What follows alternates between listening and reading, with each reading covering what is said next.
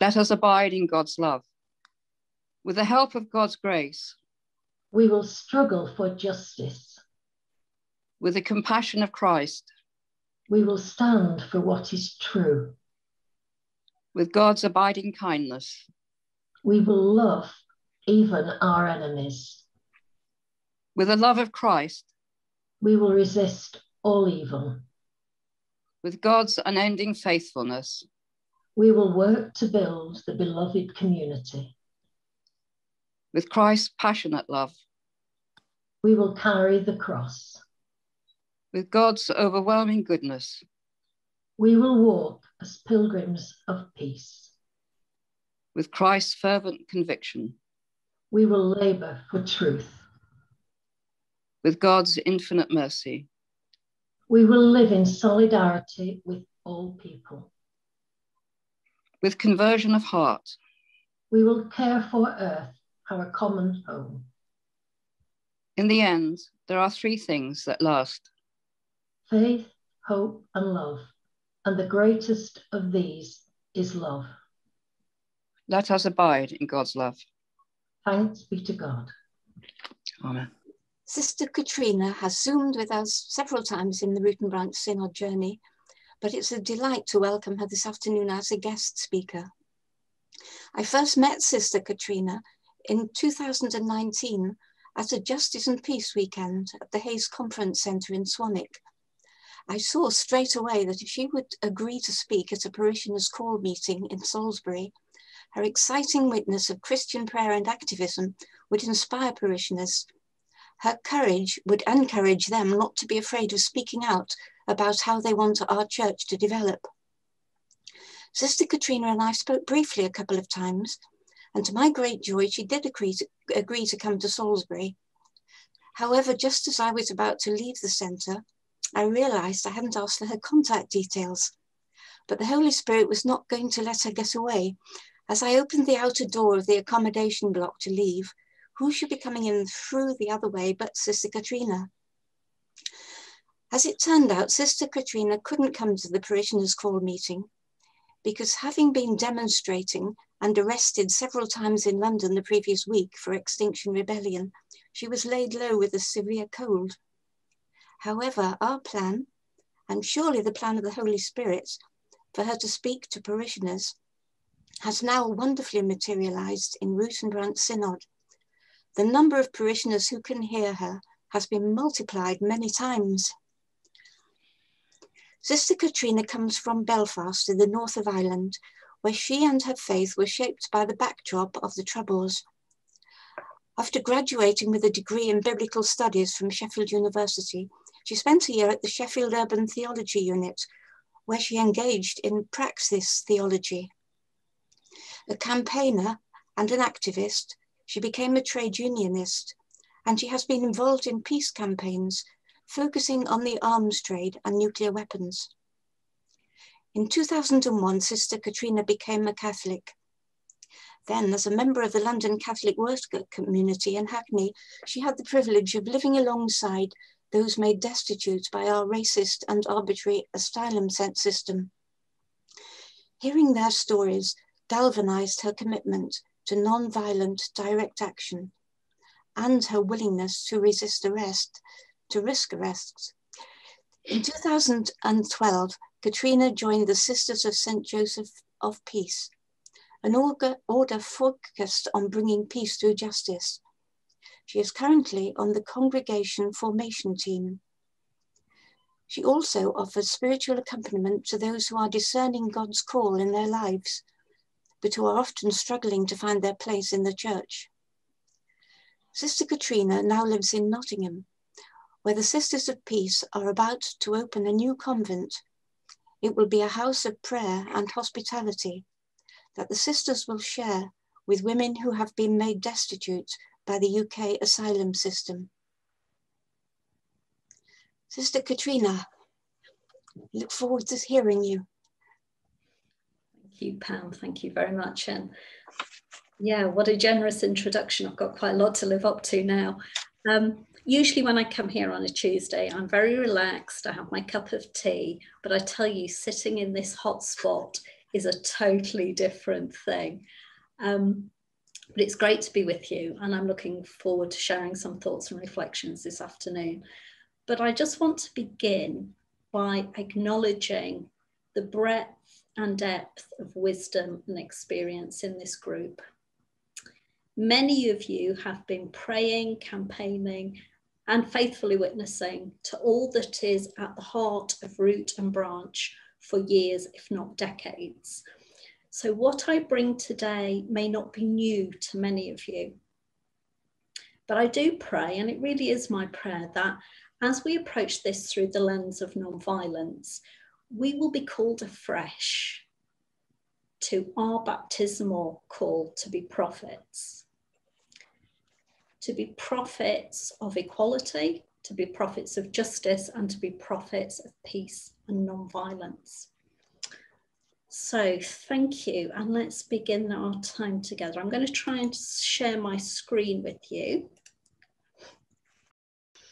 So today we are going to journey together into non-violence and reflect more deeply on what it is to be prophets and to take prophetic risk. So Joan Chichester, many of you will know, she says that to be a prophet is to be the person who says no to everything that is not of God. So to say no to racism, no to misogyny, no to homophobia, no to the normalisation of food banks in our culture, no to war, no to poverty. But a prophet can only do this by taking a long, loving look at reality. A prophet is someone who dares to look at our world through the eyes of unconditional love, through the eyes of God. And this is risky, because if we take a long, loving look at our world as it really is, we start to see pain and suffering and injustice all around us. So our prophetic call requires us to equip ourselves with a political, social, theological consciousness. And that's a task of the intellect, a task of the head. But our prophetic call, our prophetic spirituality is also a task of the heart. Or as Dorothy Day always called it, a revolution of the heart, and a revolution that starts with each one of us. Because if we look at our world as it really is, it will break our hearts. The Hebrew prophets, when they saw the suffering of their brothers and sisters, the first thing they did was lament and weep. And if we look at our broken world and our broken church, we lament and we weep. But we mustn't get stuck there. Daniel Berrigan, a real prophet of non-violence, says we must then move to speaking the truth to a culture of lies. Now, when I read this the other week, I thought, wow, Dan, you're talking to our situation, certainly here in England, where we feel like we're surrounded by politicians and media that believe if they tell us the lies often enough, they'll become the truth. So the role of the prophet is to speak truth to power, to dare to call out those lies. And finally, we have to be in this for the long haul. Change is not going to happen overnight. And many of you know that through experience. You have been on this journey for years, if not decades. But that doesn't mean that we aren't open to the new people, but also new ideas and new ways of doing things. So I would see at the heart of Root and Branch that call to sow seeds of peace that may not be reaped by us. It might be the next generation or the generation after that. But true justice is the harvest reaped by peacemakers. And the foundation of this has to be prayer. Without prayer, all the rest is useless. That has to be the bedrock from which we do all of this. And by taking a long, loving look at reality, we are entering into contemplation, into contemplative listening.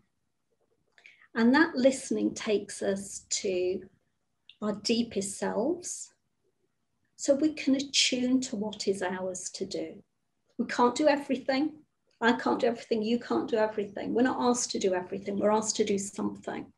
But we have to attune to that call. So we enter into prayer together, into listening to the Spirit, but also listening to one another.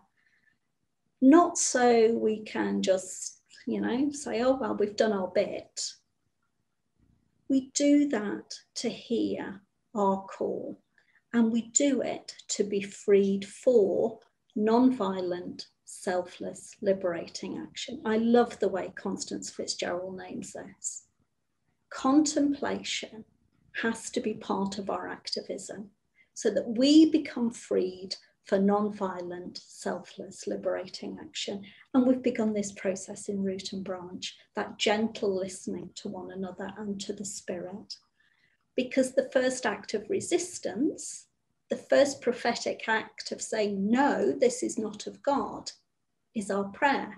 When we pray, your kingdom come, your will be done on earth as it is in heaven. We're resisting how things are. We are saying things can be different. So how might we move forward as Root and Branch? What tools in our toolkit may we have for this journey? Well, as Pam said, my background is really as a peace activist. And that is primarily motivated by my experience of growing up in Belfast. So I grew up in Northern Ireland in the 1970s. So I grew up in a war zone. The euphemism, the troubles, I would say is an untruth that needs to be called out. I was too young to really know what was happening, but I could feel the fear all around me. And fear is a breeding ground for hatred, for bigotry, and for violence on every level. Human nature is fight or flight. But what I'm going to suggest is that there's a third way. There's Jesus' way of non-violent resistance, a way that liberates the oppressed and the oppressor. And that has to be at the heart of our call to take prophetic risk. Now, if we were all in the same room rather than on Zoom, we would spend a whole day together exploring this. So you're going to have to really bear with me because I'm now going to press fast forward and share some examples with you. But I want you to hold on to the idea that non-violence covers a whole spectrum. So if you're sitting there thinking, I'm not sure I know what she's talking about, or I'm not sure I can engage with this, let me give you an example. You probably already are engaging with this, because at one end of the spectrum is something as simple as wearing a badge. So if you wear a badge that says refugees welcome, you are challenging the narrative that is perpetuated saying human beings are illegal in our society. Nobody's illegal on this planet. So if you wear that badge as you go to church, go to the pub, go to the shops, you are already participating in a non-violent resistance to that narrative. At the other end of the spectrum, of course, is things like civil disobedience and the willingness to risk arrest. And we began to touch on some of these topics. If some of you were here when Kate McElwee came to speak to us, and she talked about some of the actions she'd been involved in Rome. So I'm going to share with you some ideas based on the work of Gene Sharp. Now, some of you may be familiar with his work. Gene Sharp was a political scientist. He died a couple of years ago, and he set up the Albert Einstein Foundation to study non-violence and its practice. And he came up with 198 methods, We are not going to look at 198 methods, don't worry. We're just going to look at a few headings he suggested. And one of them I thought might be useful for us is this idea of protest and persuasion.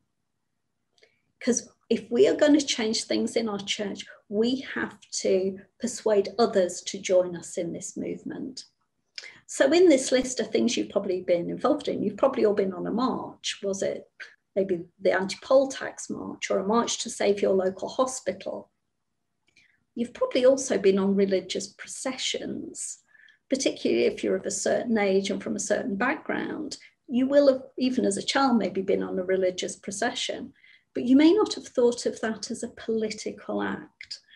But I want to share with you how the rich liturgy and symbols we have within our tradition can be used to witness something other. And I'm going to use my experience as a peace activist to give you some examples, but I want you to always be thinking about how we as Root and Branch could adapt and use some of these methods.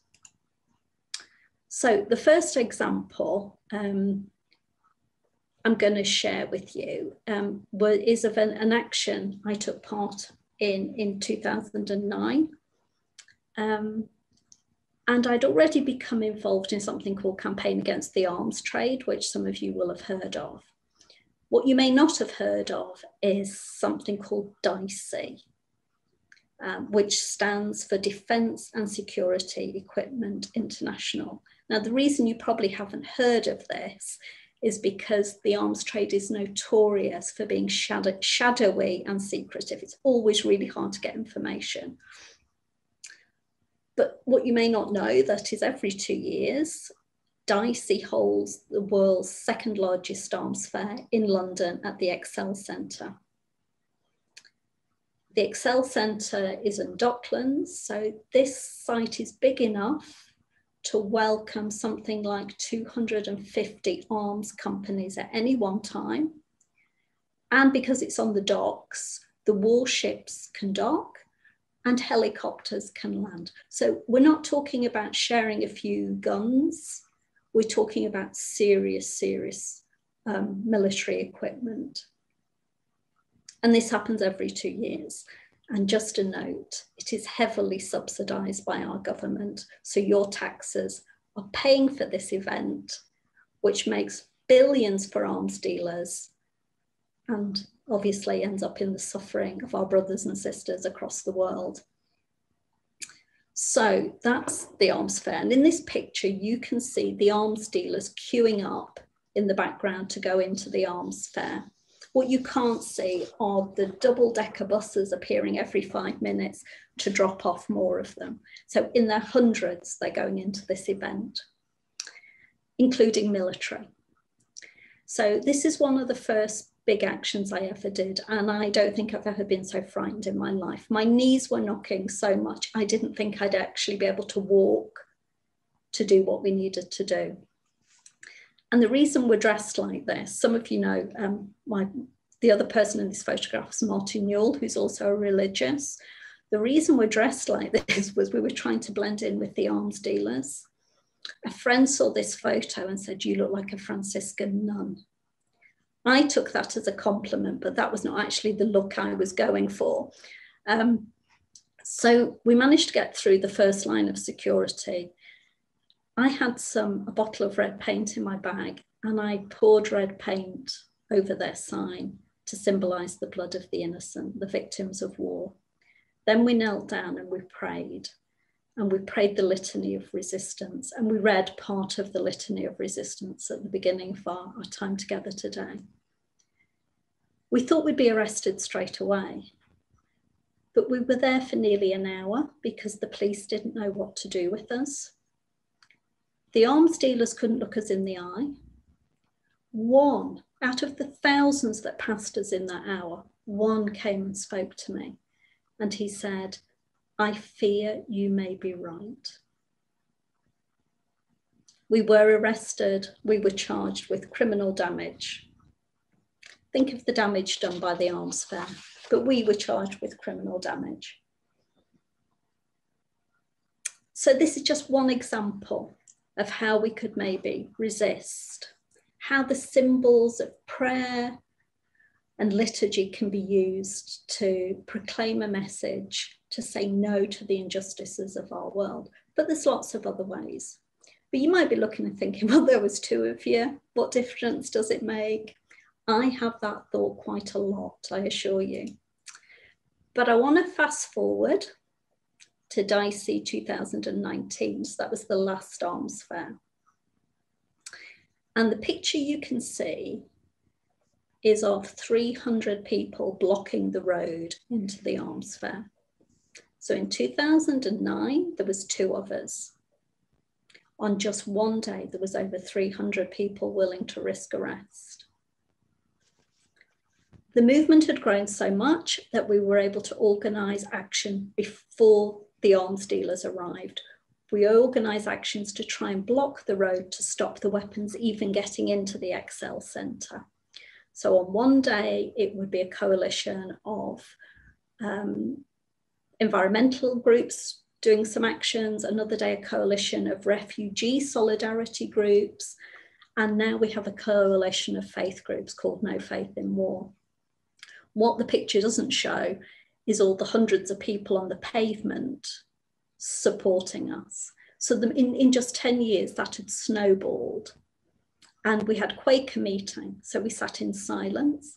And again, we were there, I think, for about 6 hours before they started arresting people. So we caused real disruption, but got huge coverage on social media. So think of that as well, how we use some of our witness, our prophetic actions to really spread this message. And we can use Catholic liturgy really powerfully. Jean Sharp talks about mourning the dead. Injustice has consequences, not hypothetical consequences. It has real consequences to the lives of our brothers and sisters. And we decided to do a very explicitly Catholic action because there was a number of Catholic activists wanting to take part. And we actually held a funeral procession to remember children killed in war. And we decided to process through the streets because the Excel Centre is in one of the poorest parts of London. It's in Newham, an area hit hard by the Blitz because it's in the Docklands area. But now it's home to many people from all over the world. It's very multicultural, but people who have fled war. So imagine coming for sanctuary in this country, and then in the middle of your neighbourhood, there's an arms fair where people are buying and selling weapons that will probably attack your family back home. How re-traumatising, how absolutely traumatising is that? So we decided to carry the coffin through the streets. And what you maybe can't see in the photo, lots of young Muslim women and men joined our procession. It was a really humbling event.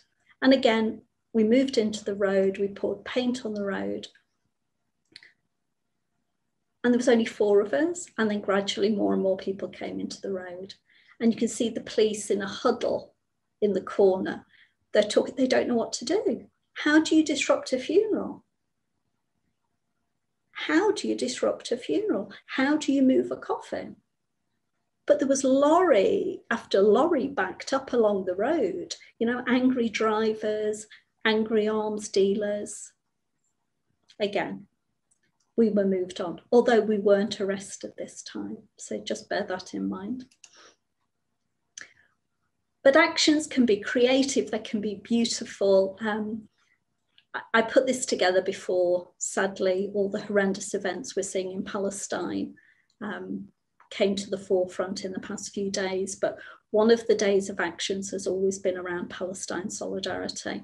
And there's some of the Palestinian women dancing, using their traditional dance as protest. And you can see again, the lorries can't get through the road. And dance, music, drama, wit, humour are a way to engage people, to build the movement. The other picture is 4 Christian friends who abseiled off the bridge to block the road. You have to have a head for heights to do that. Age is no limit, I was told, but I have my own personal limits. But that blocked the road for hours and got huge coverage. I'm just sharing some ideas and some ways of collaboration. But Jean Sharp talks about other categories, other methods, and this is one I wanted us to look at just for a few minutes: non-cooperation and economic non-cooperation. So he suggests things like divestment. Now, divestment's been in the Catholic press a lot. Parishes, dioceses, religious orders divesting from fossil fuel, divesting from the arms trade. There's a campaign at the moment, Pax Christi is part of, asking people if you bank with NatWest, which some of you might do, they actually invest in the nuclear arms industry. So there's always a campaign to be part of. There's always some injustice somewhere happening. But things like withholding rent, I was thinking, well, imagine we withheld our contribution to our parishes. What if we all withheld our contribution to our parishes? What if we publicly all withheld our contribution? What if we publicly said we are giving that money instead to CAFOD or SCIAF if you're in Scotland? Money talks. We have to think of ways to find little chinks in the armour of the powerful. I've already talked about silence. Silence is powerful. I bet many of you have been involved in actions that use silence as a way of really drawing attention to an issue. Strikes, protest strikes. I just say one word: Greta. You all know who I'm talking about. One young woman, Greta Thunberg, started the school strike. It's now a global phenomenon. And the issue of the climate emergency for the next generation has gone up the political agenda thanks to her and many others. Walkouts. There's many times I've wanted to walk out of a mass or a church event, but to do it collectively and to do it with purpose. These are just some tools we might have in our toolkit. Because what holds up the system? What is holding up the injustice? Here I'm using the example of war. So if you imagine war is the injustice that's being held up by these three pillars. There could be more pillars, but I'm just using this example. So it's held up by culture, by economics and infrastructure. So I'm not going to stop war tomorrow, but I might put a lot of effort into campaigning to stopping our church blessing and sanctioning bombs. I might look at campaigning to get our aid budget reinstituted, given that the cuts in aid are really hurting women and girls the most. Or I might look at our education policy, where the army and the military are allowed to go recruiting in our schools, particularly schools in the poorest areas, where we're one of the few countries on this planet. I think we're on a list that includes Zimbabwe. Zimbabwe and us, you can enter the military at 16. They're recruiting children. But imagine instead of war, you put the word Catholic Church, the words Catholic Church, and you look at what are the cultural, economic and infrastructures that hold that up. What can we begin to chip away at? Because actually, injustice is very fragile. And if we withdraw our consent, it's amazing how quickly it crumbles. So we might want to give some thought to this. So I'm looking at big systemic calls to prophetic risk, and they are a must. For those of us in a place of privilege, those of us who can take risks,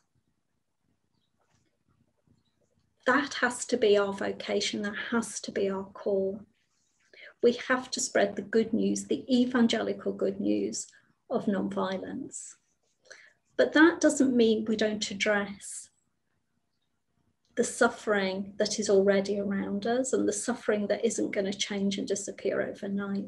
And I'm always touched how here at Root and Branch that is already happening, how we offer support and solidarity to one another in this journey, how we affirm and support particularly women who sadly don't feel that their full vocations, their full calling is allowed to blossom and flourish in our church. And for me as a peacemaker, I think one of the ways I feel called to live out the day-to-day realities is by trying to open a house of hospitality in Nottingham. Pam mentioned this at the beginning. So as well as dealing with the systemic, I think we're also called to keep practicing the works of mercy. So the works of mercy we know are to feed the hungry, to clothe the naked, to welcome the stranger. There isn't a refugee crisis. There's a crisis of war. There's a crisis of violence. There's a crisis of racism. There's a climate emergency.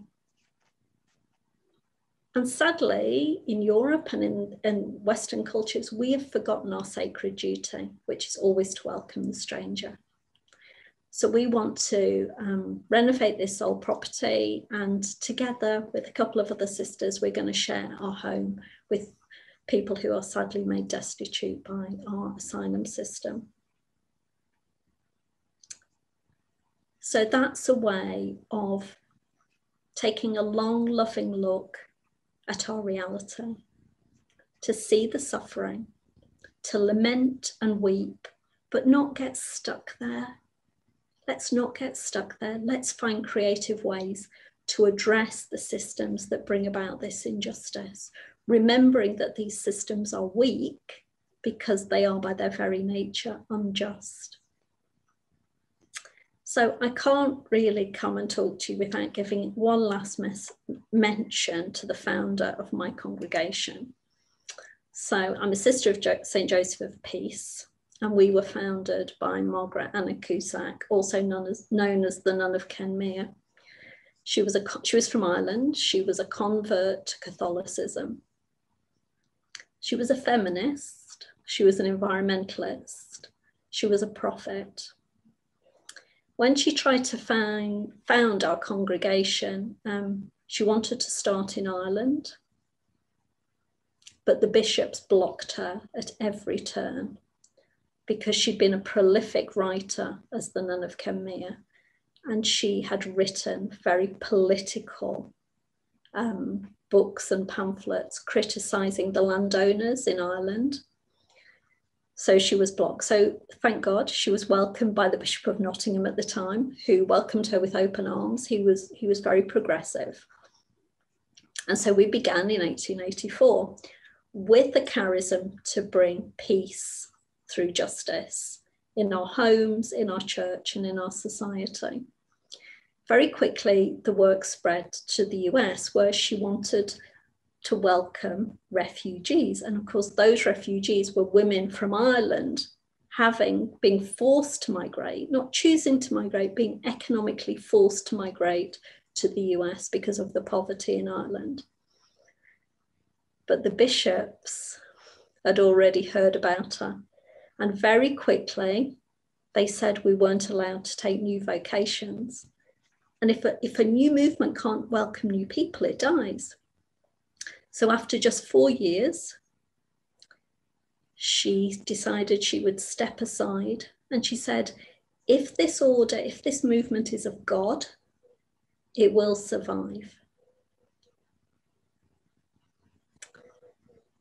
Here I am, here we still are, still trying to speak truth to power, or as our charism very explicitly says in our rule of life, our constitutions, our charism of peace challenges us to prophetic risk so that God's reign might be more fully realised.